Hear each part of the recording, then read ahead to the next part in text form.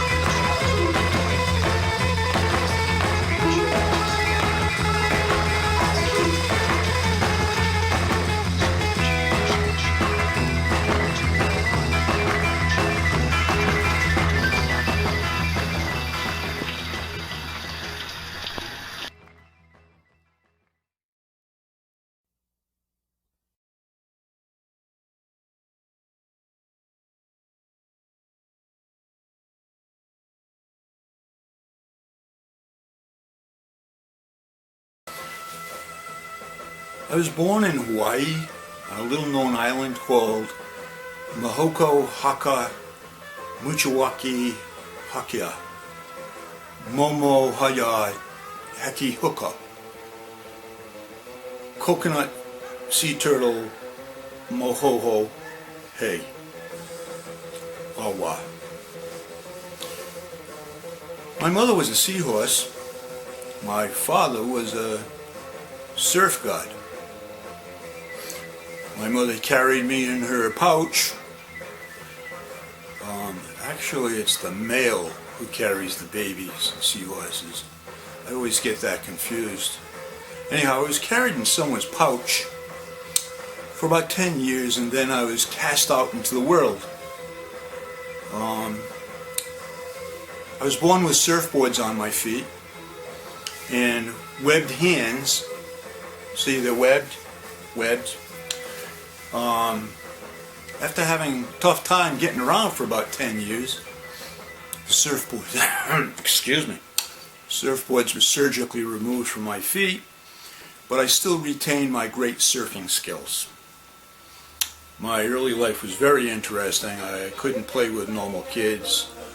I preferred jellyfish and sawfish, and it was an interesting childhood, to say the least. Rode a lot of waves. Couldn't walk around on the beach very well, but it was good. It was a good time. It was interesting in high school. Being probably the most well-known surfer in high school, I always had a lot of beach bunnies hanging around. But that wasn't a distraction. I spent most of my time in high school trying to learn the language of being a surfer. You know, there's hot doggers and gremlins and kahunas and spinners and cutbacks, and the whole trick of high school and English class was just to be able to speak surfing lingo all of the time. I had a difficult time finding people who could understand what I was saying. And, you know, it was very frustrating. High school was not a good time for me. Like, people didn't even know what a hot dogger was, you know? You know, I just want to make it clear right now. A hot dogger is a guy who surfs, and it doesn't matter how big the surf is. He takes a hot dog, and he paddles out through the lineup, and the whole trick is not to get the hot dog wet and not to get your hair wet. True hot doggers may get their hair a little wet, but they get to eat the hot dog when they're sliding through the curl. I couldn't make that clear to any English teacher at all in high school. 6 years of high school, and not one English teacher really understood that concept. Never mind about the kahunas and, you know, all that kind of stuff. Tiki gods. Oh my God. Everybody thinks California is a hip place. Yeah, I did move from Hawaii to California, and it's just not hip at all. I came back to, I decided to come east to New England and surf in Rhode Island for the rest of my life. The waves here are far more challenging than Hawaii or California. Far more challenging. Well, the most dangerous time, most scary time when I was surfing, I have to think for a second. See, it was that 15-foot wave at Point Judith. That was pretty scary. And hurricane surf in Narragansett, it just blows you away, man. Blows you away. But sharks weren't a problem. I never had a problem with sharks. I sit on the surfboard and, you know, you'd see the fins break in the water, and you kind of want to pick your feet up out of the water, you know, put them up on the surfboard. But, you know, you think about that for a while, and, you know, what would your friends think, you know? That you take your feet out of the water and you put them on the surfboard just because there's a shark in the water? Hell. I remember one October day, I had a great white shark circling around my surfboard. I said, the hell with that white shark, man. I'm not going to... He doesn't scare me. Well, he came and nudged my surfboard. I said, I'm going to take care of him. I'm going to jump in the water, and I'm going to swim right up to him and growl in his face. Well, you know, sure enough, I looked him in the eye underwater, and that's hard to do because I have a tough time opening my eyes underwater. Salt water burns them. And I growled at him, and he looked at me, and he put his tail between his legs and bolted. I think it was a white shark. Could have been a dog. It had a tail. It had 2 legs. Oh, wait. No, it was a white shark. It was a great white shark. I scared the living crap out of him. He went away. I did that 2 or 3 times. Yep, I did that. Not afraid of sharks. No way. You know, everybody talks about sharks being like the most dangerous thing in the ocean. They say that sharks eat people and maim people and cripple people. You see pictures of huge chunks of flesh taken out of people's legs and stuff like that. Well, I'll tell you, sharks aren't that bad. Not compared to any of these guys right here. These guys, let me tell you about this. 1969. I was in Matunic. The surf was like 20 feet with an occasional 30-foot of wave coming in. Nobody was out when I got there. I parked my car up there at Deep Hole, and I was all psyched up.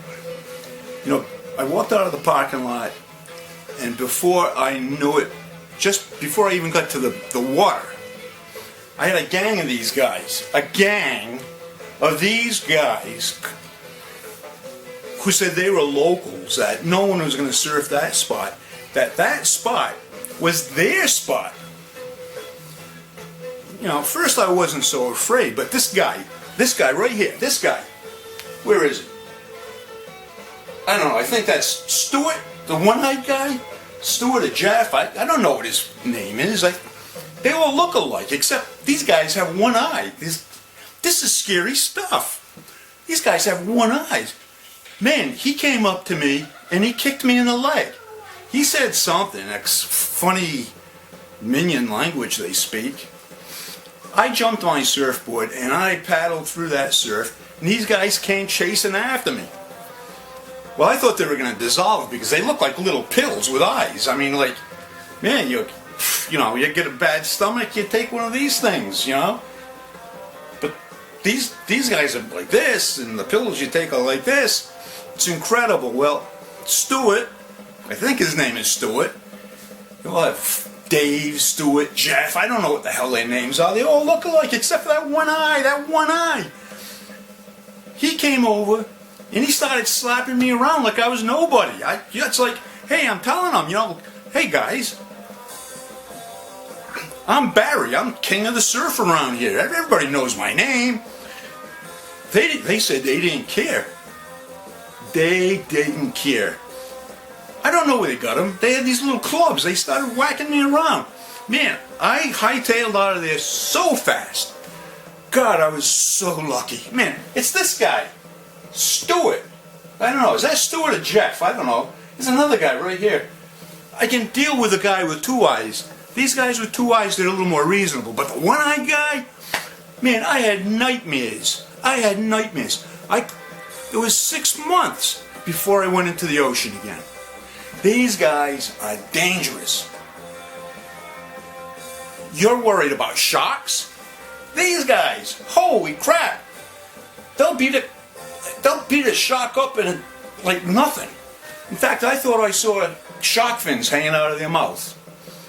Never want to go back there again if they're there. They scared the living daylights out of me.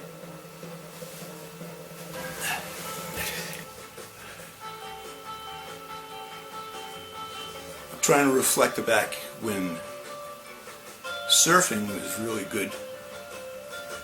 And I can think of many days where life was really beautiful. I was a soul surfer.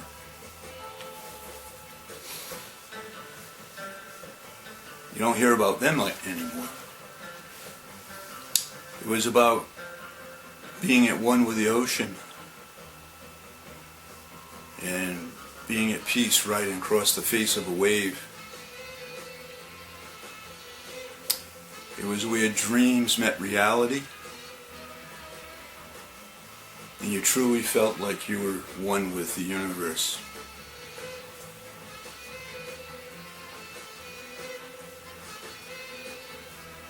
Surfing has been good to me.